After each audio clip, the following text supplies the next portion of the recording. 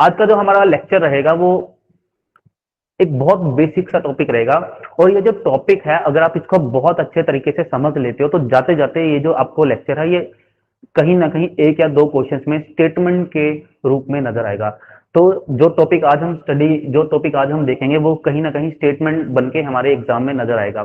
ठीक है, तो सबसे पहले हम शुरुआत करते हैं हमारे सब्जेक्ट से, बायोलॉजी से। देखो जो बायोलॉजी है, बायोलॉजी बायोलॉजी का एक सीक्रेट आपको बताता हूं आज ही।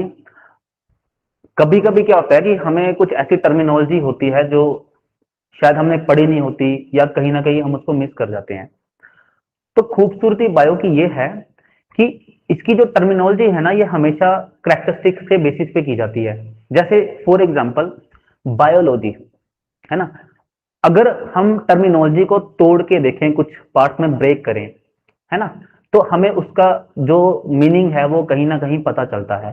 जैसे हम अपने सब्जेक्ट के नेम से ही शुरुआत करेंगे सबसे पहले, बहुत बेसिक से।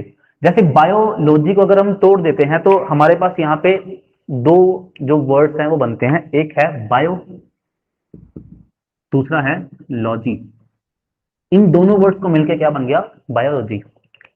ठीक है, अब बायो का मतलब क्या है? बायो का मतलब है लिविंग। बायो का मतलब है लिविंग और लॉजी का मतलब है स्टडी करना, है ना। इसका मतलब हमारा ये जो सब्जेक्ट है ना ये रिलेटेड किससे है? ये रिलेटेड है लिविंग ऑर्गेनिज्म की स्टडी से। मतलब हम किसी भी लिविंग ऑर्गेनिज्म को अगर स्टडी कर रहे हैं, इट मींस हम साइंस की कौन सी ब्रांच की बात कर रहे हैं? हम बायोलॉजी में हैं उस टाइम पे। ठीक है, तो आज का जो हमारा टॉपिक रहेगा ना वो इतना आसान टॉपिक है और इतना इंपॉर्टेंट टॉपिक है और इतना आसान टॉपिक है ना कि जो मोस्ट ऑफ द कैंडिडेट्स होते हैं ना वो सोचते हैं कि चलो छोड़ो यार इस टॉपिक को क्या करना, ये तो आता है। लेकिन जब ये आता है ना तो कईयों के होश उड़ जाते हैं कि ये क्या हो गया, मतलब हमने तो सही किया था, ये गलत कैसे हो गया, है ना।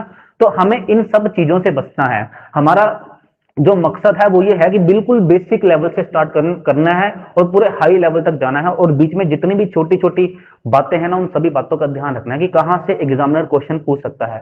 ठीक है, उसके बाद एक और इंपॉर्टेंट बात क्या है? During the time of competition आपने सिर्फ दो लोगों से कंपटीशन करना है, सिर्फ और सिर्फ दो लोगों से। नंबर वन, योरसेल्फ, है ना, खुद से कंपटीशन करना है।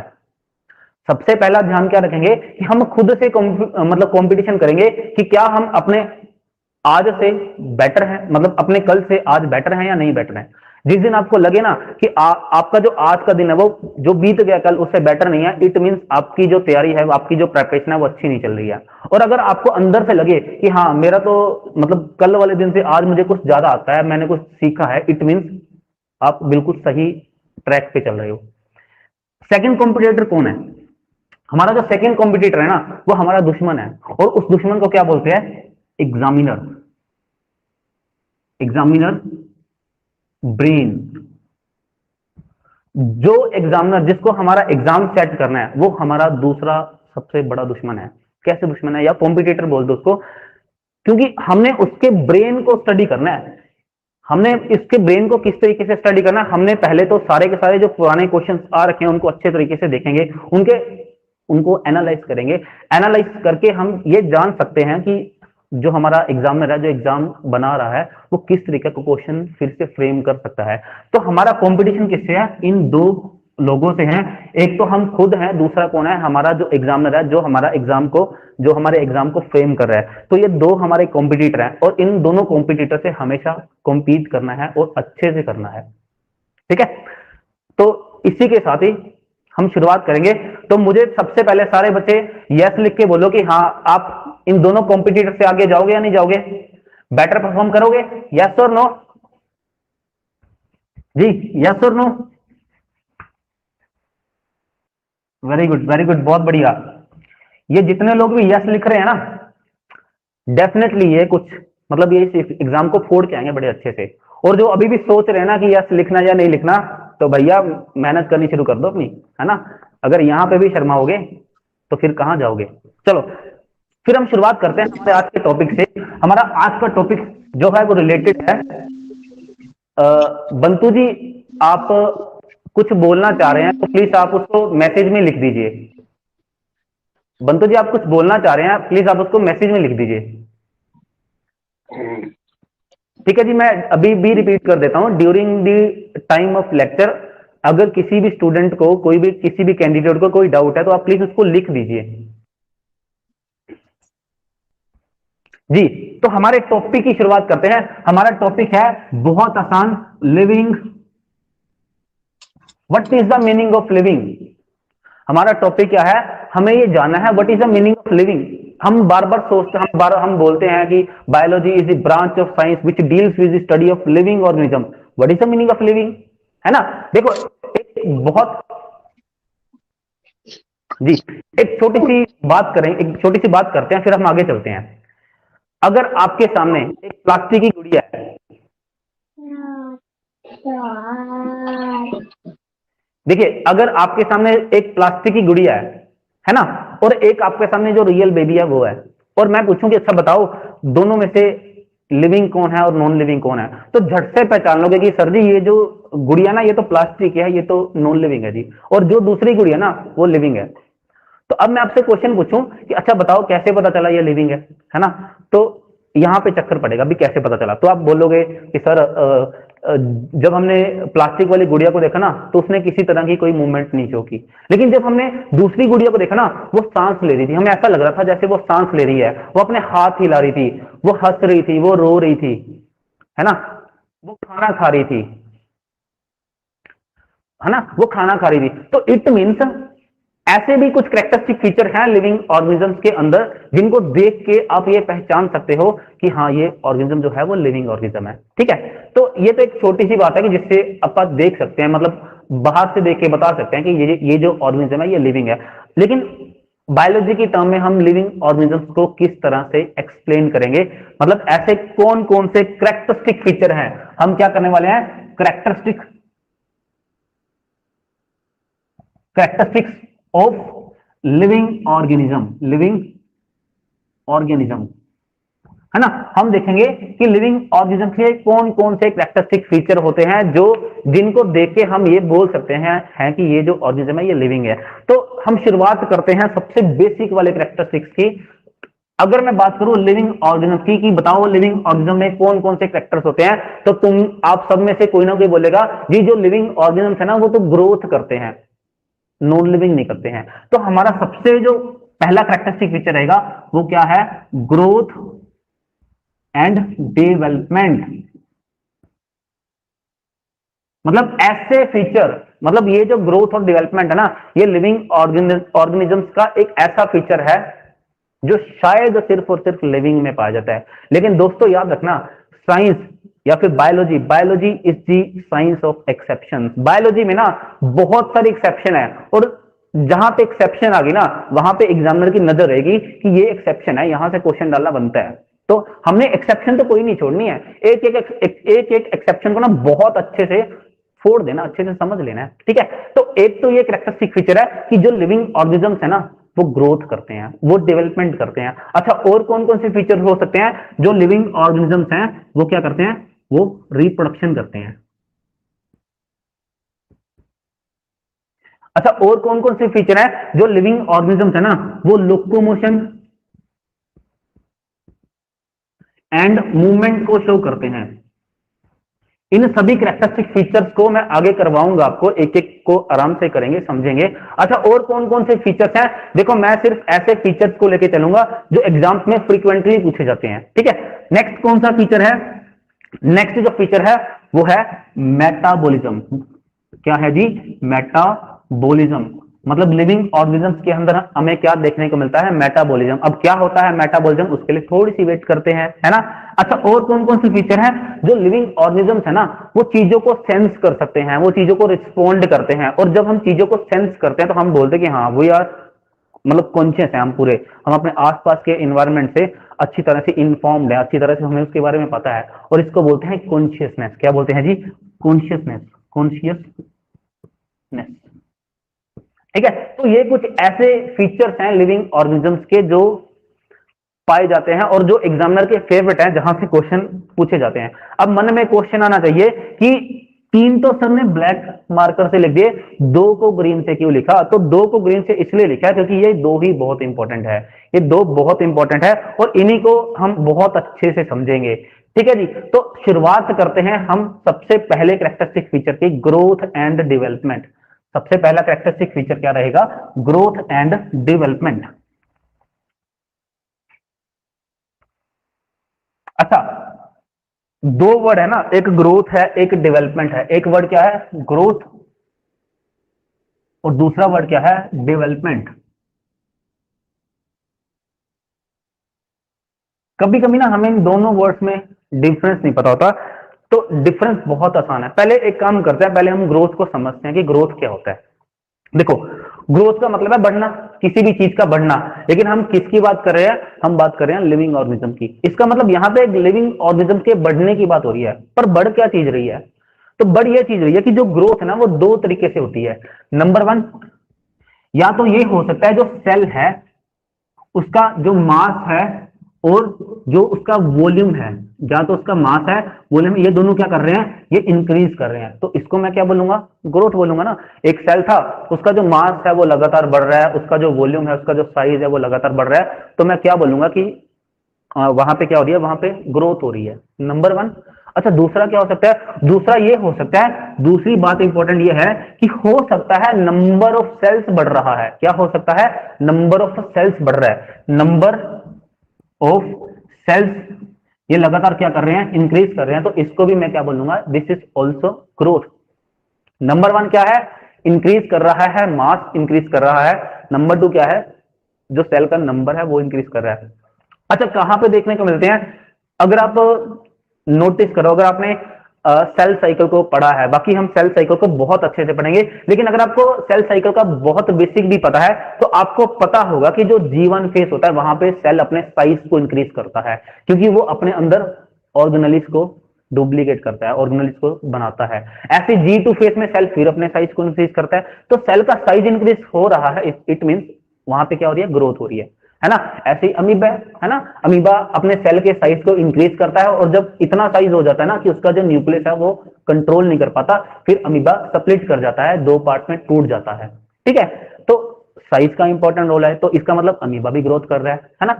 दूसरी बात, नंबर ऑफ सेल्स का इंक्रीज होना। अगर आप किसी भी एक लिविंग ऑर्गेनिज्म को देखो सॉरी, तो कभी ना कभी वो जो लिविंग ऑर्गेनिज्म था ना, वो एक सिंगल सेल तो था, है ना। हम अपने आप को देख लेते हैं, एक टाइम था जब हम जाइगोट थे, है ना। फिर जाइगोट से 2 सेल बने, 4 सेल बने, 8 सेल बने, है ना। मेरुला बन गया, ब्लास्टुला बन गया, गैस्टुला बन गया, फिर ऑर्गेनोजेनेसिस होगी, ऑर्गेनिजम्स के जो ऑर्गन्स हैं वो बनने बनने स्टार्ट हो गए। तो इट मीन्स हमारे अंदर भी तो ग्रोथ हुई है ना, तो इसी को बोलते हैं ग्रोथ। इसी को क्या बोलते हैं? ग्रोथ। दूसरा आता है डेवलपमेंट। देखो, डेवलपमेंट को 2 तरीकों से पढ़ा जा सकता है। अगर मैं बायोलॉजी की बात करूं तो जो ग्रोथ है ना, जब एक पर्टिकुलर सीक्वेंस में ग्रोथ होती है, जैसे मैं फ्रूट की एग्जांपल देता हूं आपको। फ्रूट में होगा, सबसे पहले एक एग होगा, है ना, फर्टिलाइजेशन होगी, जाइगोट बनेगा, जाइगोट के बाद उसका लार्वा बनेगा, टैडपोल बनेगा, फिर फ्रॉग बनेगा, मतलब अडल्ट फ्रॉग बनेगा। तो वहां पे जो ग्रोथ है ना, वो उसका एक सीक्वेंस है, पर्टिकुलर सीक्वेंस है, और उसी सीक्वेंस को हम डेवलपमेंट बोलते हैं, है ना। तो ग्रोथ जब एक सीक्वेंस में होती है, उस सीक्वेंस को क्या बोलते हैं? डेवलपमेंट बोलते हैं। ये तो एक मतलब पॉइंट ऑफ व्यू है देखने का। दूसरा, जो ग्रोथ होती है ना, ये लिमिटेड होती है ऑर्गेनिज्म में। मतलब कोई कुछ कुछ ऑर्गेनिज्म ऐसे हैं, स्पेशली अगर मैं एनिमल्स की बात करूं, तो वहां पे क्या है? एक सर्टेन एज है, उस एज के बाद जो ग्रोथ है वो मतलब होगी नहीं, है ना। दूसरी बात, जो ग्रोथ है वो इरिवर्सिबल भी है, मतलब लिविंग ऑर्गेनिज्म के अंदर अगर ग्रोथ होती है तो ग्रोथ कम भी हो सकती है ना। तो ये है ना। दूसरा, डेवलपमेंट की बात करें तो डेवलपमेंट का क्या मतलब है? अगर आप साइकोलॉजी के पॉइंट ऑफ व्यू से देखो या सीडीपी के पॉइंट ऑफ व्यू से देखो, तो डेवलपमेंट का मतलब है सीखना।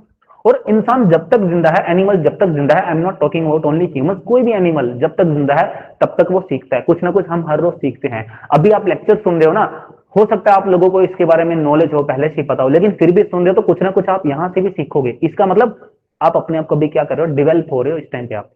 आपकी जो स्किल्स है वो इंक्रीज हो रही है, आपकी स्किल्स जो है बढ़ रही हैं। तो डेवलपमेंट और ग्रोथ में क्या फर्क है? एक तो यह कि ग्रोथ लिमिटेड होती है, लेकिन डेवलपमेंट का कोई टाइम नहीं है। जब तक जिंदा है एनिमल, प्लांट, कोई भी लिविंग ऑर्गेनिज्म, उसके अंदर डेवलपमेंट हमेशा होती रहेगी। ठीक है, ओके। तो अब जिसके अंदर भी ग्रोथ होगी तो मैं क्या उसको लिविंग बोल दूंगा? तो ऐसी गलती कभी नहीं करनी। एक बात याद रखना कि कोई भी जो ऑर्गेनिज्म है वो लिविंग है या नॉन लिविंग है, उसको देखने के लिए कम से कम आपको 2 से ज्यादा कैरेक्टरिस्टिक फीचर चाहिए, मतलब कम से कम 2 तो हो ही। ये नहीं है कि आपने देखा कि कोई ऑर्गेनिज्म है वो ग्रोथ शो नहीं कर रहा तो आपने बोल दिया कि नहीं जी वो तो नॉन लिविंग है। नहीं, हो सकता है वो रिप्रोडक्शन कर रहा हो सकता है उसकी बॉडी में मेटाबॉलिज्म चल रहा हो सकता है उसका कोई मतलब प्लॉइडी लेवल हो, टिश्यू मतलब सेलुलर या फिर ऑर्गेनाइजेशन हो, उसके लेवल ऑफ ऑर्गेनाइजेशन हो किसी भी तरीके की, हो सकता है वो मूव कर रहा हो, है ना। तो एक करेक्टरिस्टिक फीचर से आप कभी ये नहीं डिसाइड कर सकते कि कोई ऑर्गेनिज्म जो है वो लिविंग है या नॉन लिविंग है। कम से कम आपको 2 फीचर्स चाहिए। ठीक है, आगे 1-2 एग्जांपल्स और करेंगे, फिर आगे बात करते हैं। अब देखो यहाँ पे एक एक्सेप्शन है। हम बोल रहे हैं कि जो लिविंग ऑर्गेनिजम्स है ना वो ग्रोथ करते हैं, लेकिन यहाँ पे एक एक्सेप्शन है। मैंने पहले ही बोल दिया कि जो बायोलॉजी ना इसके अंदर एक्सेप्शन बहुत आती है। क्या एक्सेप्शन है देख लेते हैं। देखो जो हिमालय है, आप देखो आप सारे के सारे लोग हिमाचल प्रदेश से हो। अब हिमाचल में क्या है? हिमालय है, क्या है जी? या फिर हिमालय। अब एक रिपोर्ट की बात माने तो जो हिमालय है वो हर साल उसकी जो हाइट है वो तकरीबन 1 सेंटीमीटर के नियर अबाउट बढ़ती है। तो मैं, हिमालय तो नॉन लिविंग है ना, हाइट तो इसकी भी बढ़ रही है, तो मैं क्या इसको ग्रोथ बोल दूं? नहीं बोल सकता, क्योंकि और भी फीचर्स है ना, उनको देखना पड़ेगा। और भी फीचर्स को देख के मैं डिसाइड कर सकता हूं कि ये लिविंग है या नॉन लिविंग है। तो आगे चल के बात करेंगे। आपने मुझे बताना है, लेक्चर के लास्ट में पूछूंगा कि हिमालय लिविंग है या नॉन लिविंग है। अब ये बात क्लियर है, ये हर साल 1 सेंटीमीटर के आसपास, तकरीबन 1 सेंटीमीटर के आसपास इसकी जो हाइट है वो इंक्रीज करती है। ठीक है, तो लेक्चर के लास्ट में बात करेंगे कि क्या हिमालय लिविंग है या नॉन लिविंग है। और ये बात मुझे आपने याद करवानी है कि सर आपने क्वेश्चन पूछा था एक। ठीक है, चलो आगे बात करते हैं। नेक्स्ट हमारा जो टॉपिक है, जो नेक्स्ट कैरेक्टरिस्टिक फीचर है वो है लोकोमोशन एंड डेवलपमेंट। नेक्स्ट जो हमारा कैरेक्टरिस्टिक फीचर है लोकोमोशन एंड डेवलपमेंट। अब कई बच्चे यहां पे कंफ्यूज हो जाते हैं। अगर मैं अभी आपसे पूछ लूं ना, बताओ जी लोकोमोशन और मूवमेंट में डिफरेंस क्या है, तो कुछ स्टूडेंट बता देंगे, कईयों को तो सोचना पड़ेगा यार ये है या नहीं है। तो आज ही क्लियर करते हैं बहुत आसान तरीके से। देखो, पढ़ाने का जो मेरा तरीका है ना वो ऐसा है कि जिंदगी में जो चीजें चल रही ना उनके साथ जोड़ के पढ़ेंगे, फिर मजा आता है बायोलॉजी का। नहीं तो बायोलॉजी ना ऐसे रट्टा से लगता है, नहीं नहीं ये तो रट्टा है, पर हम तो जिंदगी के साथ, जिंदगी जो है ना हमारी, उसके आसपास जो चीजें हैं उनके साथ जोड़ेंगे। अब देखो गूगल मैप तो सब यूज करते हैं, है ना। मतलब ऐसा है कि आप किसी इस लोकेशन पे थे, ए लोकेशन है, मान लो इस टाइम पे मैं चंडीगढ़ में हूं, तो सपोज करो ये चंडीगढ़ है ना। मैं इस लोकेशन पे हूं अभी। अब मेरा मन किया कि भाई कहीं घूम के आना है, तो मैंने क्या किया, मैं शिमला चला गया। यहाँ पे शिमला, ये क्या है? ये शिमला है ना। मैं आपके पास हिमाचल आ गया। ठीक है, तो चंडीगढ़ से मैं, चंडीगढ़ मेरी एक लोकेशन है, और पता चला कि नेक्स्ट मतलब 4 to 5 आवर्स के बाद मैंने अपनी लोकेशन चेंज करके मैंने कहां कर दी, अब मैं शिमला आ गया। तो जब मैं लोकेशन चेंज करूंगा, जब भी कोई ऑर्गेनिज्म जो होता है वो अपनी लोकेशन चेंज करता है, उसको हम बोलते हैं कि उसने क्या किया है, उसने लोकोमोशन किया। उसने क्या किया है? लोकोमोशन किया है। तो लोकेशन, लोकोमोशन, ठीक है, बहुत आसान है ना। मतलब जब हम अपनी लोकेशन चेंज करते हैं तो वो क्या है? लोकोमोशन। जैसे अभी मैं आपके सामने यहाँ खड़ा हूं ना, तो मैंने क्या किया, मैं चल के यहाँ पे आ गया, तो मैंने अपनी लोकेशन को क्या कर दिया? चेंज कर दिया। और जो मेरी लोकेशन चेंज हुई है इसका मतलब मैं क्या कर रहा हूँ? लोकोमोशन कर रहा हूँ। तो ये तो था लोकोमोशन का फंडा। अब दूसरी बात करेंगे, मैंने यहां पे गलत लिख दिया, डेवलपमेंट लिख दिया, सॉरी। यहां पे आएगा मूवमेंट, दिस इज मूवमेंट। तो दूसरी बात क्या है, यहाँ पे हमारे पास मूवमेंट है ना। अब देखो मूवमेंट क्या होता है, जैसे मैं आपके सामने मैंने लोकेशन नहीं चेंज करनी, मैं अपनी लोकेशन पे खड़ा हूं, देखो मैं बोल रहा हूं, मेरे जो लिप्स है वो मूव कर रहे हैं, है ना, मेरे हाथ हिल रहे हैं, है ना। तो अगर मेरी लोकेशन नहीं चेंज हो रही लेकिन स्टिल मेरे जो बॉडी पार्ट्स हैं वो मूव कर रहे हैं, वो हिल रहे हैं, तो उसी को तो बोलते हैं मूवमेंट। उसी को क्या बोलते हैं? मूवमेंट। तो लोकोमोशन जब लोकेशन चेंज होती है, और मूवमेंट जब लोकेशन चेंज नहीं होती, सिर्फ और सिर्फ ऑर्गन्स मूव होते हैं। अब बात करेंगे कि लोकोमोशन कौन शो करता है और मूवमेंट कौन शो करता है ना। अगर बात करें मोस्ट ऑफ द एनिमल, याद रखना सारे के सारे एनिमल नहीं, क्या मोस्टली, मोस्टली जो एनिमल्स हैं वो क्या शो करते हैं, लोकोमोशन शो करते हैं। अब मोस्टली लिखा मैंने, याद रखना आपके एग्जाम में अगर किसी स्टेटमेंट में ओनली लिखा हुआ है, मस्ट लिखा हुआ है, मतलब कुछ ऐसे वर्ड्स लिखे हैं जो 100% चीज को इंडिकेट करते हैं। मान लो वहां पे लिख दिया animal must to animal must show locomotion, तो ये स्टेटमेंट गलत। जहां पे भी मस्ट वर्ड दिख गए आपको, ओनली वर्ड दिखे आपको, एक बार वहां पे सांस लेनी है, सोचना है क्या ये बात सही है, तो 99% वो स्टेटमेंट गलत होती है। तो इसको बहुत ध्यान से रखना है, ठीक है। बंसल एकेडमी के स्टूडेंट्स हो, पीछे नहीं रहना कहीं भी, हम सबसे आगे रहेंगे हमेशा, ठीक है। तो मोस्टली वर्ड या फिर मस्ट आ जाए या फिर ओनली वर्ड आ जाए, सॉरी मोस्टली नहीं, सॉरी मस्ट वर्ड आ जाए या फिर ओनली वर्ड आ जाए, तो एक बार सांस लेनी है, सोचना है कि स्टेटमेंट सही है गलत है। मोस्ट ऑफ द टाइम जहां पे मस्ट होता है, जहां पे ओनली होता है, वो स्टेटमेंट गलत होती है। Most of the time, I am not talking about कि ऑलवेज गलत होगी, ठीक है। चलो नंबर 1, अब मूवमेंट कौन शो करेगा, मूवमेंट शो करते हैं जी प्लांट्स, मूवमेंट शो करते हैं प्लांट्स। देखो मैंने शुरू में ही बोल दिया बायोलॉजी जो है वो एक्सेप्शन की साइंस है, तो एक्सेप्शन, अब देखो अगर मैं बात करूं स्पॉन्जेस की, स्काइफा की बात करूं, वो तो एक जगह पे फिक्स है, उसमें मूव ही नहीं कर सकता ना, तो मैं ऐसे कैसे बोल दूं कि सारे एनिमल्स जो है वो मूव करते हैं, है ना।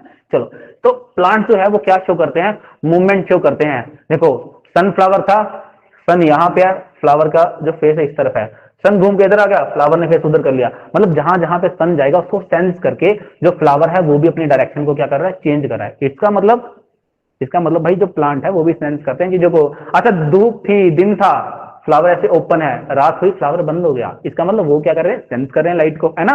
तो मूवमेंट कर रहे हैं वो, है ना, क्या कर रहे हैं, मूवमेंट। तो प्लांट क्या शो करते हैं, प्लांट शो करते हैं, most of the plant show करते हैं मूवमेंट, और कुछ प्लांट शो करते हैं मतलब most of the animal show करते हैं लोकोमोशन, ठीक है। अब कुछ एल्गी है जो मूव करती है, मोटाइल एल्गी होती है, मैं कैसे बोल दूं कि वो तो मूव नहीं करती, वो तो लोकोमोशन शो करेंगी ना। चलो आगे नेक्स्ट फीचर की बात करेंगे। अच्छा अब तो हवा भी तो है ना, एयर भी तो है, एयर को कोई धक्का मारा कि चल चल चल चल, हाँ वो तो नेचर है, नेचर में टेम्परेचर बढ़ रहा है, कम हो रहा है, एयर मूव कर रही है, तो उसको तो मैं लिविंग नहीं बोल सकता, है ना। तो यहाँ पे भी एक्सेप्शन आ गई। अब नेक्स्ट फीचर की बात करेंगे, रिप्रोडक्शन। थोड़ा सा ध्यान से देखना इस फीचर को, रिप्रोडक्शन, रिप्रोडक्शन, जो रिप्रोडक्शन है ये सिर्फ और सिर्फ ये कहां देखी जाएगी, only in living organism, living organism. देखो अगर आपके सामने स्टेटमेंट आ जाए ना एग्जाम में, the reproduction is only seen in living organism, तो अब यहाँ पे ओनली वर्ड आ गया, तो ये स्टेटमेंट यार सही है ना। अब नॉन लिविंग थिंग्स थोड़ा ना रिप्रोडक्शन कर सकती हैं, तो यहाँ पे मतलब स्टेटमेंट को देखना है, समझना है, फिर देखना है। अब लिखा है, ठीक है, तो चलते हैं आगे बात। तो रिप्रोडक्शन कहां देखी जाएगी, सिर्फ और सिर्फ लिविंग ऑर्गेनिज्म में। अब मैं आपको यहाँ पे दो चीजें बताऊंगा, दो वर्ड और बता रहा हूं आपको यहाँ पे, ठीक है, और वो जो दो वर्ड है वही एग्जामिनर के फेवरेट है। अब नेक्स्ट जो हम फीचर करेंगे कौन सा, नेक्स्ट हम फीचर करेंगे मेटाबॉलिज्म करेंगे, कॉन्शियसनेस करेंगे, वहां पे ये दोनों वर्ड्स जो अभी मैं लिखूंगा वो काम के हैं। देखो दो तरह के करेक्टरिस्टिक फीचर्स होते हैं, नंबर 1 जनरल, जो तो सबके लिए होते हैं, नंबर 2 डिफाइनिंग, मतलब ऐसे फीचर जो डिफाइनिंग है, जैसे आगे समझ आएगा, मैं समझाऊंगा इसके बारे में। अगर मैं बात करूं कि रिप्रोडक्शन कौन करता है, तो मैं बोलूंगा कि ये जो रिप्रोडक्शन है ना, ये सिर्फ और सिर्फ जो लिविंग ऑर्गेनिज्म जो है वो रिप्रोडक्शन शो करते हैं, तो ये बात तो ठीक है। तो इसका मतलब जो रिप्रोडक्शन है वो किसका करेक्टरिस्टिक फीचर है, वो लिविंग ऑर्गेनिज्म का करेक्टरिस्टिक फीचर है।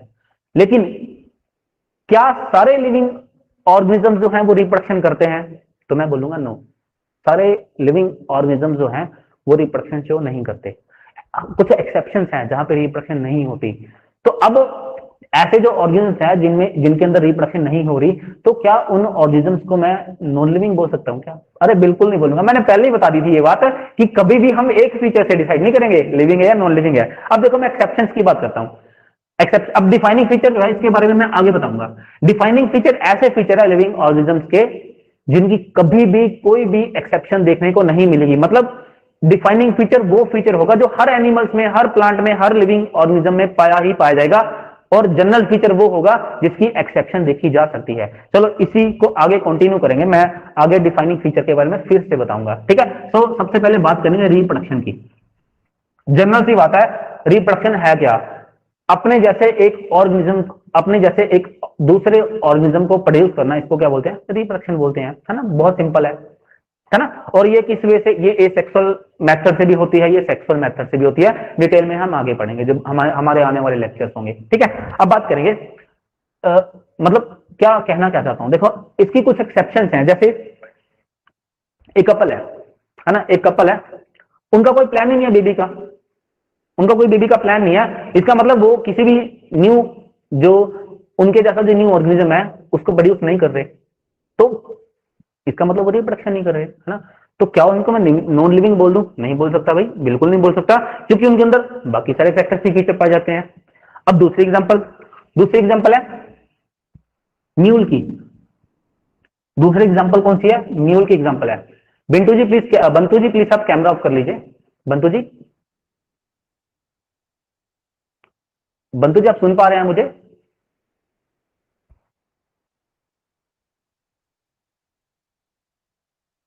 जी थैंक यू। हाँ जी, अब दूसरा एग्जांपल है म्यूल की। देखो म्यूल, इसको मतलब हिंदी में लोग खच्चर बोल देते हैं इसको, म्यूल को क्या बोलते हैं? खच्चर बोलते हैं। इसको सुनो क्या होता है। ये जो म्यूल होता है ना, ये डोंकी जो गधा होता है, और होरस जो घोड़ा होता है, होरस, डोंकी और होरस के जो गैमीट्स है, इनको फ्यूज करके क्या बनता है? म्यूल बनता है। डोंकी और होरस के गैमीट्स को फ्यूज करके क्या बनाते हैं? हम फ्यूज करके बनाते हैं, हम म्यूल बनाते हैं, है ना? जो ये हमारी प्रैक्टिकल है, प्रैक्टिकली इनको म्यूल बनाते हैं, और इस म्यूल का फिर यूज करते हैं। अब देखो, ये जो म्यूल होता है ना, ये स्टीराइल होता है। ये क्या होता है? ये क्या होता है जी? ये होता है स्टीराइल होता है। देखो एक वर्ड होता है फर्टाइल, एक होता है स्टीराइल। फर्टाइल जो रिप्रोडक्शन कर सकता है सक्सेसफुली, और स्टीराइल जो रिप्रोडक्शन नहीं कर सकता। अब ये जो ये जो म्यूल है, ये रिप्रोडक्शन ही नहीं कर सकता, ये न्यू ऑर्गेनिज्म को बना ही नहीं सकता, है ना? तो इसका मतलब ये किसका एक्सेप्शन है? ये रिप्रोडक्शन का एक्सेप्शन है। अब देखो मैंने पहले बोला था, अगर किसी भी करेक्टर के एक्सेप्शन मिल जाए उसको हम डिफाइनिंग फीचर कभी नहीं कह सकते। तो दूसरे एग्जांपल, अब थर्ड एग्जांपल देखो। थर्ड एग्जांपल एक बार एग्जाम में आ रखी है पहले ही। जो फीमेल वर्कर होती है, जो फीमेल हनी बी होती है, जो फीमेल क्या होती है? Honey bee. कौन सी? वर्कर। कौन सी? वर्कर। याद रखना, क्वीन भी फीमेल होती है, लेकिन अगर वहां पे आ जाए ओनली वर्कर फिर तो ठीक है। अगर ऐसे लिख देना ऑल फीमेल्स आर स्टीराइल, गलत स्टेटमेंट। ऑल नहीं होती भाई साहब, जो क्वीन होती है वो एग रिलीज करती है। चलो आगे बात करते हैं। जो वर्कर हनी बीज होती है ना, वो स्टीराइल होती हैं। जो वर्कर हनी बी होती है, ये क्या होती है? ये स्टीराइल होती हैं। ये रिप्रोडक्शन नहीं करती, ये सिर्फ और सिर्फ क्या करती हैं? ये सिर्फ और सिर्फ वर्क, मतलब जो भी इनकी कम्युनिटी में जो भी इनको काम दिए जाते हैं वो काम करते हैं। किसी को कोम संभालना है, किसी को हनी की सिंथेसिस करनी है, किसी को एक्सो लार्वा है उनकी केयर करनी है ना? तो इसका मतलब ये जो फीमेल हनी बी वर्कर्स है, तो क्या इनको मैं नॉन लिविंग बोल दूं? अरे बिल्कुल, ऐसे कैसे बोल दे, है ना? अब तो आपको पता चल गया हम बोल ही नहीं सकते इनको, है ना? तो ये हनी बी का एक बार एग्जाम में क्वेश्चन आ रखा है, और एग्जाम में क्वेश्चन दो बार आ रखा है, और दोनों बार कैसे कंफ्यूज किया है? एक बार स्टेटमेंट थी all all female Honey bees are sterile, गलत स्टेटमेंट है। ऑल कैसे स्टेराइल हो सकते हैं? जो क्वीन होती है वो क्या होती है? वो फर्टाइल होती है। उसके बाद अगर क्वीन की डेथ हो जाए, तो किसी भी फीमेल वर्कर को रॉयल जेली खिला के उसके अंदर कुछ जो जीन्स हैं वो एक्टिवेट करके उसको फर्टाइल बनाया जा सकता है, ठीक है? तो इसका मतलब हमें एक बात तो समझ आ गई है कि जो रिप्रोडक्शन है वो होती सिर्फ लिविंग और ऑर्गेनिजम्स के अंदर ही है, लेकिन उसकी भी कुछ एक्सेप्शंस हैं। मतलब ऐसे भी कई लिविंग ऑर्गेनिजम्स हैं जिनके अंदर रिप्रोडक्शन देखने को नहीं मिलती, ठीक है जी? तो ये है हमारा रिप्रोडक्शन का टॉपिक। आगे चलते हैं हमारे नेक्स्ट फीचर की तरफ। जो हमारा नेक्स्ट फीचर है that is metabolism. Next feature क्या है? मेटाबॉलिज्म। देखते हैं जी, मेटाबॉलिज्म को समझते हैं। मेटाबॉलिज्म क्या है? मेटाबॉलिज्म, अब इस मेटाबॉलिज्म को बहुत अच्छे तरीके से समझते हैं कि होता क्या है। जनरली अगर आप देखोगे ना, मेटाबॉलिज्म क्या होता है? मेटाबॉलिज्म होता है बॉडी के अंदर केमिकल्स की सिंथेसिस होना, बॉडी के अंदर केमिकल्स का ब्रेकडाउन होना या टूटना, उसको क्या बोलते हैं? मेटाबॉलिज्म। हम अच्छे तरीके, हम तो प्रैक्टिकली तरीके से समझेंगे कि मेटाबॉलिज्म होता क्या है। तो भाई हमने क्या खाया? हमने खाया फूड। हमने क्या खाया जी? हमने खाया फूड। उस फूड में क्या था? उस फूड में था कार्बोहाइड्रेट। उस फूड में क्या था? उसमें था प्रोटीन। उस फूड में क्या था? उसमें था लिपिड्स, उसमें और क्या था, उसमें थे हमारे जो न्यूक्लिक एसिड है, न्यूक्लिक एसिड मतलब जो डीएनए और आरएनए है ना। और इन सबको मिला के मैं बोल देता हूं ये सारे के सारे क्या है, ये सारे के सारे मैक्रो मोलिक्यूल है। ये क्या है, मैक्रो बायोमोलिक्यूल है, बायोमोलिक्यूल। देखो बायोमोलिक्यूल के चैप्टर को पढ़ाऊंगा और बहुत बच्चों को बोरिंग लगता है, बहुत अच्छे तरीके से समझेंगे, बड़े प्रैक्टिकल तरीके से बायोमोलिक्यूल को पढ़ेंगे जब पढ़ेंगे, ठीक है। फिलहाल समझिए मैक्रो का मतलब बड़ा, जिनका साइज बड़ा है। तो ये सारे के सारे मैक्रो बायोमोलिक्यूल्स हैं जिनको हम खाते हैं एज, मतलब अगर मैं कार्बोहाइड्रेट की बात करूं तो स्टार्च खाते हैं हम ग्लाइकोजन खाते हैं, है ना। अब देखिए ध्यान से देखना, इस चीज को बहुत अच्छे से समझाने की कोशिश कर रहा हूं। ये जो कार्बोहाइड्रेट है इनको हमारी बॉडी तोड़ देती है, किसमें, सिंपल शुगर में। सिंपल शुगर की बजाय मैं यहां पे लिख देता हूं मोनोसैकेराइड में। मैंने क्या लिख दिया यहाँ पे, मोनोसैकेराइड लिख दिया, मतलब ग्लूकोज बन गया, फ्रक्टोज बन गया, मैनोस बन गया, ये सब क्या बन गए, अपने मोनोसैकेराइड बन गए। तो प्रोसेस कौन सा था यहाँ पे, प्रोसेस था डाइजेशन। प्रोसेस क्या था, डाइजेशन था। ऐसे ही प्रोटीन को तोड़ दिया किसमें, अमाइनो एसिड्स में। लिपिड्स को तोड़ दिया किसमें, ग्लिसरॉल प्लस फैटी एसिड में, है ना। ऐसे ही न्यूक्लिक एसिड था, इसको तोड़ दिया किसमें, इसको तोड़ दिया नाइट्रोजनस बेस में, इसको तोड़ दिया राइबोस शुगर में या फिर डीऑक्सीराइबोस शुगर में, इसको तोड़ दिया किसमें, इसको तोड़ दिया फॉस्फेट में। तो ऐसे तोड़ दिया हमने सबको। अच्छा बोर्ड विजिबल है, हाँ विजिबल है, बिल्कुल बिल्कुल विजिबल है। तो जब हमारी बॉडी ने इन सारे के सारे मैक्रोमोलिक्यूल्स को, मैक्रो बायोमोलिक्यूल्स को तोड़ दिया, तो मैं बोलूंगा केमिकल्स को तोड़ दिया, तो ये एक रिएक्शन है, इसको बोलते हैं कैटाबोलिक रिएक्शन। क्या बोलते हैं, कैटाबोलिज्म। ये सारी की सारी कैटाबोलिक रिएक्शंस हैं और प्रोसेस को बोलते हैं कैटाबोलिज्म। अब कैटाबोलिज्म क्या होता है, ऐसा प्रोसेस जिसमें केमिकल्स को तोड़ा जाता है, इसको क्या बोल दिया अपने, कैटाबोलिज्म। अब ये सारा कुछ हमारे इंटेस्टाइन में पड़ा है, इंटेस्टाइन से चला गया ब्लड में, ब्लड से चला गया सेल के अंदर। अब एक सेल था, उसने देखा वाह जी वाह मोनोसैकेराइड्स हैं, एक काम करो इनको काम पे लगा दो।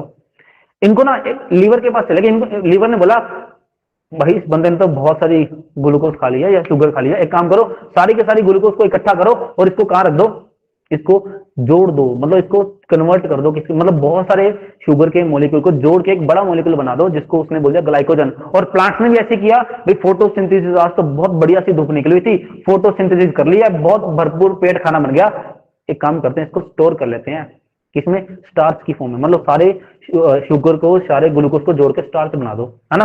तो क्या किया, अब फिर से क्या बन गया, फिर से क्या बन गया, स्टार्च बन गया या फिर ग्लाइकोजन बन गया, मतलब फिर से एक बड़ा मॉलिक्यूल बन गया। आई थिंक विजिबिलिटी नहीं है, अब ठीक है। तो मतलब फिर से क्या बन गया, एक बड़ा मॉलिक्यूल बन गया, फिर से बड़ा मॉलिक्यूल बन गया। ऐसे ही सेल ने देखा वाह जी वाह बहुत सारे अमीनो एसिड है, एक काम करो जो जो प्रोटीन चाहिए ना बना लो। तो सेल ने क्या किया, प्रोटीन्स भी बना लिए। अब प्रोटीन्स बनते कैसे हैं, बहुत अच्छा तरीका प्रोटीन्स बनाने का सेल के पास, अच्छे से करेंगे इसको जब सेल बायोलॉजी पढ़ेंगे, जब फंडामेंटल प्रोसेस पढ़ेंगे। अच्छा ग्लिसरॉल और फैटी एसिड भी दिया है, एक काम करो लिपिड बना लो, लिपिड बना लो और हमारी जो प्लाज्मा मेम्ब्रेन ना उसको और स्ट्रॉन्ग कर दो अच्छे से। अच्छा वाह जी वाह, ये तो न्यूक्लियोटाइड मतलब नाइट्रोजनस बेस ये सब कुछ है, एक काम करो इससे हमारा न्यूक्लिक एसिड बना लो, इससे डीएनए बना लो या फिर इससे क्या बना लो, आरएनए बना लो। तो पहले केमिकल्स टूटे थे और उन्हीं केमिकल्स को हमारी बॉडी ने क्या किया, जोड़ के, है ना, साइज बड़ा कर दिया। तो इसको ऐसी रिएक्शन को, मतलब ऐसी रिएक्शन को मैं बोलूंगा ये क्या है, ये है एनाबॉलिक रिएक्शन, और ऐसे प्रोसेस को बोलते हैं एनाबोलिज्म। इसको क्या बोलते हैं, एनाबोलिज्म बोलते हैं। अब मुझे बताओ बॉडी में केमिकल टूट रहे हैं, जी बिल्कुल टूट रहे हैं, बिल्कुल ब्रेकडाउन हो रही है। अच्छा बॉडी में केमिकल की सिंथेसिस हो रही है, जी बिल्कुल सिंथेसिस हो रही है। और ब्रेकडाउन को बोलते हैं कैटाबोलिज्म, और जब जुड़ते हैं उसको क्या बोलते हैं, एनाबोलिज्म। और जब दोनों को मिला देते हैं, कैटाबोलिज्म और एनाबोलिज्म दोनों को मिला देते हैं, तो हमारा बन गया जी क्या, हमारा बन गया मेटाबोलिज्म। ये क्या बन गया जी, हमारा मेटाबॉलिज्म बन गया। तो इसको बोलते हैं मेटाबॉलिज्म, है ना। और दुनिया में आपको एक भी ऐसा लिविंग ऑर्गेनिज्म देखने को नहीं मिलेगा जिसकी बॉडी में या तो केमिकल्स बन ना रहे हो या केमिकल्स टूट ना रहे हो। इसका मतलब ये जो कैटाबोलिज्म, ये जो मेटाबॉलिज्म का प्रोसेस है, ये तो हर लिविंग ऑर्गेनिज्म में पाया जाता है ना। कोई भी ऐसा लिविंग ऑर्गेनिज्म नहीं है जिसके अंदर ये नहीं पाया जाता। तो इसका मतलब ये हुआ कि जो मेटाबॉलिज्म है इसको हम डिफाइनिंग फीचर बोल सकते हैं किसका, एक लिविंग ऑर्गेनिज्म का। तो मेटाबॉलिज्म लिविंग ऑर्गेनिज्म का एक डिफाइनिंग फीचर है, याद रखना। डिफाइनिंग फीचर का मतलब ऐसा फीचर जिसकी कभी भी कोई एक्सेप्शन देखने को नहीं मिलती, इसको क्या बोलते हैं, डिफाइनिंग फीचर। अब एग्जामिनर को ये बात पता है कि तुम पढ़ के आओगे, ये वो बहुत चालाक है, वो पता क्या करता है, वो रिप्रोडक्शन का डाल देगा, आराम से बोलेगा चलो मैं काम करता हूँ रिप्रोडक्शन का पूछता हूँ, तो वो ना जानबूझ के रिप्रोडक्शन का डाल देगा। और हम सोच लेंगे कि यार बात तो सही है, वैसे रिप्रोडक्शन तो हर ऑर्गेनिज्म करता है, और हम लगा दें कि हाँ जो रिप्रोडक्शन है ना वो एक मतलब डिफाइनिंग फीचर है। तो गलती बिल्कुल नहीं करना, बंसल अकेडमी में पढ़ रहे हो, गलती की तो कोई गुंजाइश नहीं होनी चाहिए, है ना। तो ये है हमारा मेटाबॉलिज्म। अब देखो हम देखते ना, हम क्या करते हैं, प्लांट्स ने क्या किया, प्लांट्स ने फोटोसिंथेसिस की, ग्लूकोज की सिंथेसिस कर दी, मतलब कार्बन डाइऑक्साइड ली, वाटर लिया, ग्लूकोज बन गया।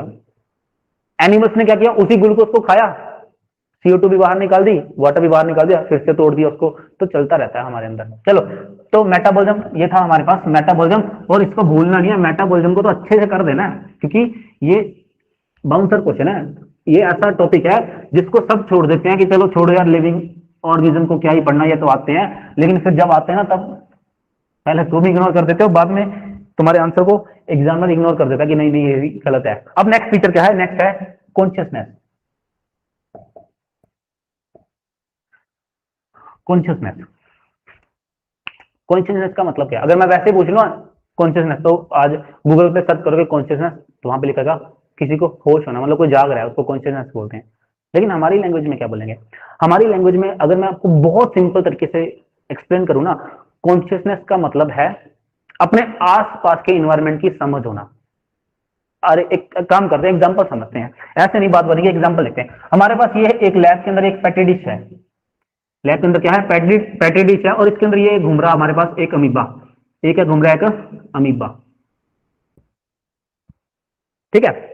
पता क्या किया आपने, आपने ना इस एरिया में यहां पे, आपने इस एरिया में यहां पे ग्लूकोज ऐड कर दी, क्या ऐड कर दिया, ग्लूकोज, आपने इसमें ग्लूकोज ऐड कर दी। अब बैक्टीरिया ने इस ग्लूकोज को सेंस कर लिया, इस बैक्टीरिया ने क्या किया, इसको पता चल गया कि उस जगह पे ना ग्लूकोज है, तो भाई साहब बैक्टीरिया को खुश हो गया, भाई मेरे को तो खाना मिल गया, तो बैक्टीरिया यहां से भागा भागा भागा भागा जाएगा कहां पे, ग्लूकोज के पास, उसको खाने के लिए जाएगा। अब चक्कर ये पड़ गया, आपने गड़बड़ कर दी यहाँ पे, आपने देख लिया ये तो बड़ा फास्ट हो रहा है अमीबा, ये तो खाना खा रहा है अपना, तो आपने पता क्या किया, आपने इस ग्लूकोज के अंदर कोई भी टॉक्सिन ऐड कर दिया, कोई भी पॉइजन या फिर टॉक्सिन ऐड कर दिया। अब इस बैक्टीरिया को पता चल गया कि भाई मेरे सामने तो ये बंदे ने तो मुझे धोखा दिया है, पहले तो खाना दे दिया, अब उसमें जहर भी मिला दिया, तो ये क्या करेगा, ये यहां से वापस भाग लेगा, इसे दूर भाग जाएगा, तो दूर भाग जाएगा। तो कहने का मतलब ये है कि एक छोटा सा अमीबा जो सिर्फ एक सेल का बना है, उसको भी समझ है मेरे आसपास के एनवायरनमेंट में कौन सी चीज मेरे काम की है, कौन सी चीज मेरे काम की नहीं है, किस चीज के साथ मुझे रहना, किस चीज से मुझे दूर भागना है। तो इसी को बोलते हैं कॉन्शियसनेस, है ना। हमको पता है कि भाई सामने पिज्जा है तो खाएंगे, अगर मान लो पिज्जा 4 दिन पुराना तो खा लोगे, बिल्कुल नहीं खाओगे ना। तो मतलब हमें समझ है कि कौन सी चीज खानी है, कौन सी चीज नहीं खानी है, हमें समझ है ये एक नॉर्मल मेडिसिन है पैरासीटामोल, फीवर आ गया इसको खा लो, और एक घर पे पड़ी है चूहे मारने वाली दवाई, वो खा लोगे, कभी नहीं खाएंगे। तो मतलब हमें समझ है ना। तो इसी को बोलते हैं कॉन्शियसनेस। अब अगर मैं कॉन्शियसनेस की बात करूं, तो आपको दुनिया में एक भी ऐसा ऑर्गेनिज्म देखने को नहीं मिलेगा जिसके अंदर कॉन्शियसनेस नहीं होती, सब के अंदर कॉन्शियसनेस देखने को मिलती है ना। इसका मतलब क्या, कॉन्शियसनेस को मैं डिफाइनिंग फीचर कह सकता हूं, हाँ जी बिल्कुल, कॉन्शियसनेस को हम एक डिफाइनिंग फीचर बोलते हैं, ठीक है, क्योंकि ये सभी तरह के लिविंग ऑर्गेनिजम्स में देखने को मिलती है। ओके जी, तो ये तो था हमारा नेक्स्ट फीचर कॉन्शियसनेस। अब अगर बात करें, यहां पे दो चीज आती है, एक होता है स्टिमुलाई और एक होता है रिस्पॉन्स। पूछ लिया जाता है कि स्टिमुलाई क्या है, रिस्पॉन्स क्या है, वैसे ये है ये हमारा टॉपिक है वहां कंट्रोल एंड कोऑर्डिनेशन वाले चैप्टर का, जो नर्वस सिस्टम है ना, वहां से पूछते हैं। लेकिन कॉन्शियसनेस में भी कभी कभी पूछ लिया जाता है कि क्या होता है स्टिमुलाई, क्या होता है रिस्पॉन्स, या फिर किसी ना किसी तरीके से इस तरीके से स्टेटमेंट को फ्रेम किया जाता है कि इन वर्ड्स को भी इंक्लूड कर दिया जाता है स्टेटमेंट के अंदर। जैसे स्टिमुलाई क्या होता है, देखो स्टिमुलाई कुछ भी ऐसा फैक्टर जो किसी रिस्पॉन्स को जनरेट कर दे, उसका पास स्टिमुलाई बोलते हैं। जैसे बहुत आसान सी एग्जांपल है, मान लो आप जा रहे थे रास्ते में, तो आपके पैर पे कांटा चुभ गया, तो जैसे ही कांटा पैर पे आएगा, इतना नुकीला है, जैसे ही आप टच करोगे उस कांटे को, साथ के साथ पैर अपने आप पीछे हो जाएगा। तो वो जो कांटा था, एक वो जो प्रेशर आपके फुट पे पड़ा, एक्चुअली में वो एक स्टिमुलाई थी, और स्टिमुलाई क्यों थी? क्योंकि उसने रिस्पॉन्स को जनरेट किया, है ना। और जो जो फैक्टर रिस्पॉन्स को जनरेट ना कर पाए, उसको हम कभी भी स्टिमुलाई नहीं बोलते। जब नर्वस सिस्टम को करेंगे ना, जब हम नर्वस सिस्टम का पढ़ोगे, तो तब आपको अच्छे से समझाया जाएगा इसके बारे में, ठीक है। तो कहने की मेन बात ये हो गई कि दुनिया में ऐसा कोई भी ऑर्गेनिज्म देखने को नहीं मिलेगा जिसके अंदर कॉन्शियसनेस जो है वो नहीं है। सारे के सारे ऑर्गेनिज्म को अपने आसपास के इन्वायरमेंट के बारे में पता है। एक डियर को पता है कि सामने शेर है, मुझे नहीं जाना, वो मुझे खा जाएगा, लेकिन वही डियर, उसको पता है सामने ग्रास भी है, भाई शेर जब जाएगा ना, तब वो ग्रास खाने जरूर जाएगा। एक टाइगर को पता है कि जो डियर है ना, वो मेरा फूड है, तो वो छिपके रहेगा, उसको अपने फूड की तलाश में वो छिपके रहेगा हमेशा, ताकि कब उसको मौका मिले वो अटैक करके अपने फूड को खा सके, है ना। आपको पता है कि खाना आने वाला है, अभी जैसे टाइम हो रहा है ना खाना का, सर जी बस कर जी, इतना इतनी बड़ी क्लास कौन लेता है, तो ये भी कॉन्शियसनेस है ना। आपको पता है कि भाई हाँ लेक्चर खत्म होगा, साथ के साथ ही बंद करेंगे, पढ़ेंगे नहीं पढ़ेंगे, लेकिन खाना जरूर खाएंगे, तो वो भी कॉन्शियसनेस है, मतलब पेट कुछ मांग रहा है ना। तो ये सारी की सारी कॉन्शियसनेस है। तो हमने कौन कौन से कैरेक्टरिस्टिक फीचर देखे? हमने देखा ग्रोथ के बारे में, हमने देखा रिप्रोडक्शन के बारे में, हमने देखा कॉन्शियसनेस के बारे में, एक हमने देखा लोकोमोशन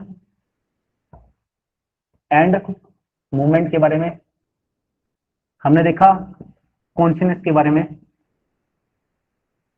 हमने देखा मेटाबॉलिज्म के बारे में।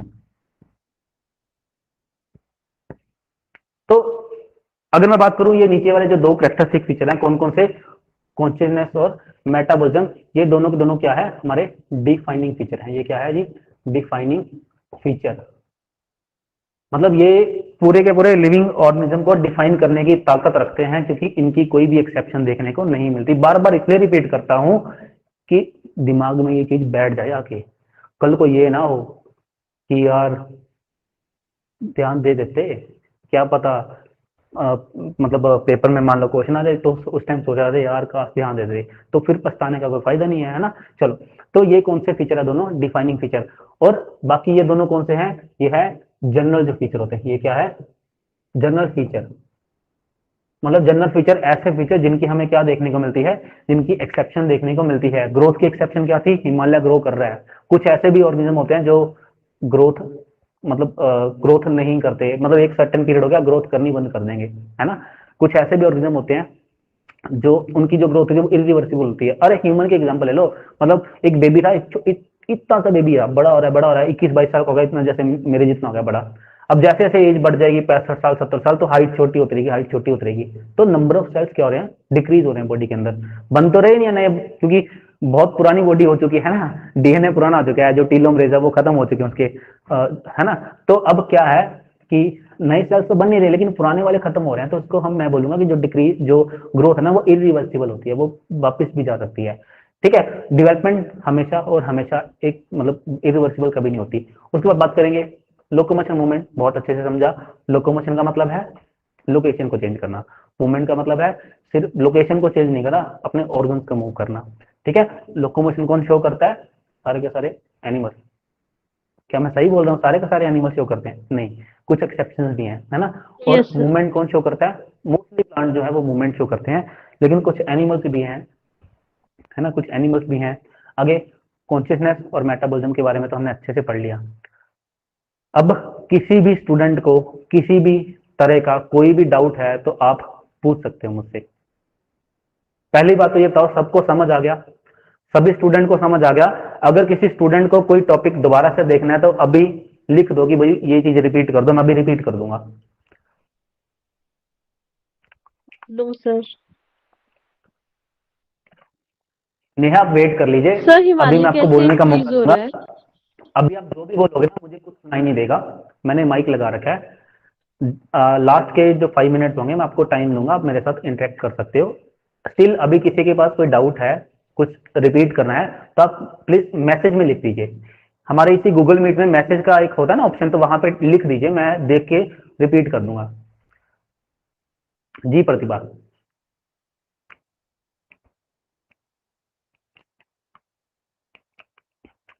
अच्छा, no doubt, very very good Neha, very good. जी, तो देखो लेक्चर तो हो गया, टीचर तो सबके पास है पढ़ने पढ़ाने वाले, है ना। अब देखो सर, हाउ हिमालय इंक्रीजेस। हाँ जी बिल्कुल, राणा जी मैं बताऊंगा इसके बारे में, हिमालय कैसे इंक्रीज करते हैं। वैसे ये ज्योग्राफी का टॉपिक है, हमारा टॉपिक नहीं है, लेकिन फिर भी मैं आपको, आपका जो डाउट है उसको आप छोड़ेंगे नहीं, आप डाउट को तो अच्छे से कर देते हैं। हिमालय कैसे जो इंक्रीज कर रहे हैं, बिल्कुल मैं आपको बताऊंगा। देखो जी, जो हमारी अर्थ है ना, इसके नीचे कुछ प्लेट्स होते हैं जिनको हम टेक्टोनिक प्लेट्स बोलते हैं। जैसे मान लो ये एक टेक्टोनिक प्लेट है, ये नीचे इंडिया वाली टेक्टोनिक प्लेट थी। पहले तो इंडिया जो था वो एशिया का पार्ट नहीं था, वो ऑस्ट्रेलिया के साथ होता था, ठीक है। और जब हम इवोल्यूशन पढ़ेंगे ना, तब इसके बारे में मैं आपको बताऊंगा इवोल्यूशन में।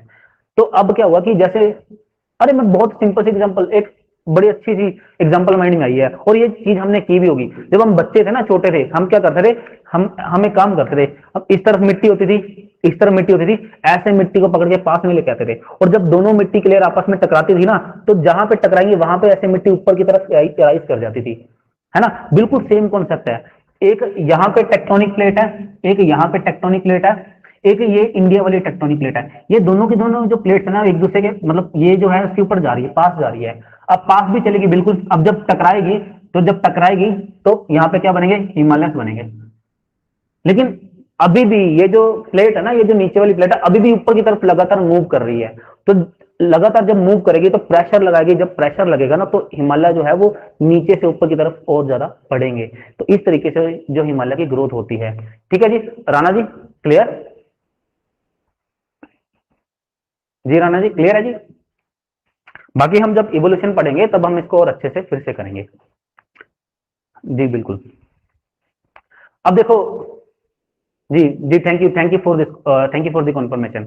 अब देखिए ध्यान से, लेक्चर तो हमारा खत्म हो गया, मैं, आप भी चले जाओगे, मैं भी चला जाऊंगा, है ना। लेकिन अब करना क्या, जाके जाके करेंगे क्या। दो तरह के स्टूडेंट्स हैं, आपको दो तरह के कंपटीशन में दो तरह के स्टूडेंट्स देखने को मिलेंगे। नंबर वन, जो स्टूडेंट्स हैं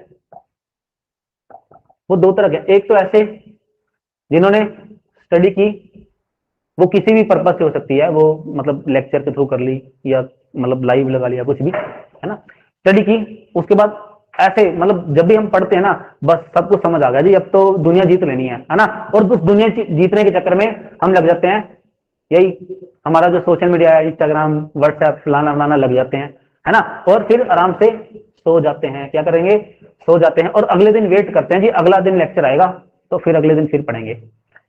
और वो फिर पढ़ते पढ़ते मतलब सुनते रहते हैं, और उसके बाद बात बनती नहीं है।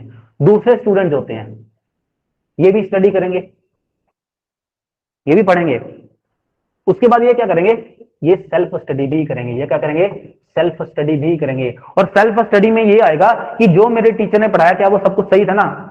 वैसे तो टीचर से कभी डाउट करना नहीं चाहिए, है ना। सेल्फ स्टडी कर लीजिए, सेल्फ स्टडी करने के बाद एप्लीकेशन अप्लाई करो अपनी नॉलेज को। क्या करेंगे, नॉलेज को क्या करेंगे, अप्लाई करेंगे। अप्लाई हिज हर नॉलेज, जो उनकी नॉलेज है, जो उन्होंने चीज गेन की है उस दिन में, उसको अप्लाई करेंगे। अप्लाई कैसे करेंगे, क्वेश्चंस को लगाएंगे। कहां से लगाएंगे, अरे कहीं से भी ले लो, गूगल पड़ा है अपने पास, गूगल चाहता है जहां से मर्जी क्वेश्चन उठाओ। तो नॉलेज को इंक्रीज करेंगे कैसे, अपनी नॉलेज को अप्लाई करेंगे, और कुछ ऐसी चीजें होंगी जो उनसे नहीं हो पाएंगी।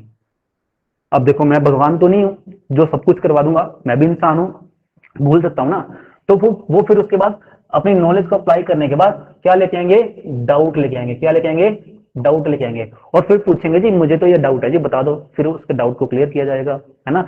पहली बात तो स्टूडेंट खुद अपना डाउट क्लियर करने की कोशिश करेगा, तो डाउट को क्लियर किया जाएगा। तो एक फिर ऐसे करते करते, ये इनकी डेली की प्रैक्टिस है, ये डेली मतलब वो जो पर्सन है ना, उसको डेली पता चल गया कि मुझे ये एक्टिविटी करनी है, और सीखने की जो उसके अंदर ताकत है ना, जो वो बढ़ती रहेगी डेली और डेली। एंड में कौन सा डे आएगा, एग्जाम वाला डे। वो पर्सन डेली क्वेश्चन लगा रहा है, उसको आदत पड़ गई क्वेश्चन लगाने की, एग्जाम में पैनिक नहीं आएगा उसको। ये क्वेश्चन, ये वाले स्टूडेंट पढ़ो खाओ पियो सो जाओ, जब एग्जाम में आएंगे ना, तब इतने सारे लेक्चर माइंड में एकदम से स्ट्राइक कर जाएंगे, कुछ नहीं समझ आएगा क्या होगा जी, ऐसे लग जाएगा जैसे तूफान आ गया। और फिर बाद में क्या बोलेंगे, चलो यार अगली बार तो पक्का ही पढ़ना है ना। तो होता है ना ऐसा हमारे साथ भी, हाँ भी अगली बार तो पढ़ेंगे ही पढ़ेंगे। तो ऐसा नहीं बना, अपने को तो इस कैटेगरी में जाना है। ये जो कैटेगरी है, डेली पढ़ेंगे, सेल्फ स्टडी करेंगे और डाउट्स लेंगे। कोशिश करो जो डाउट है वो खुद क्लियर हो जाए। अगर उसके बावजूद भी कोशिश करने के बाद क्लियर नहीं होता, तो हमारे पास हमारा व्हाट्सएप ग्रुप तो है ही ना, तो आप व्हाट्सएप ग्रुप में डाउट पूछिए। आपके पास आपके टीचर्स अवेलेबल है, आपकी लाइव क्लासेस लगती है, तो आप वहां पर अपने डाउट को क्या कर सकते हैं, क्लियर कर सकते हैं। ठीक है जी। अब किसी भी स्टूडेंट को कुछ भी बातचीत करनी है तो आप कर सकते हो। अभी अभी आप किसी को कुछ पूछना है तो पूछ सकते हो, अदरवाइज आज की क्लास यही पे फिनिश होती है। बंसल अकेडमी में क्लास लेने के लिए धन्यवाद। मिलते हैं कल। गुड नाइट सभी को। मैं यहाँ पे वेट कर रहा हूँ, किसी बच्चे को किसी भी तरह की कोई बातचीत Good करनी हो night, कर sir. सकता है जी। Good night. अगर अदरवाइज आप क्लास को लेफ्ट करके जा।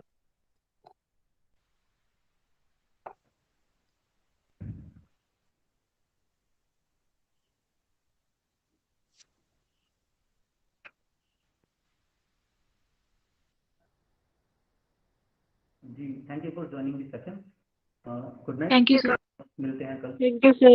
ओके जी, welcome welcome. Okay, Okay, sir. sir. Thank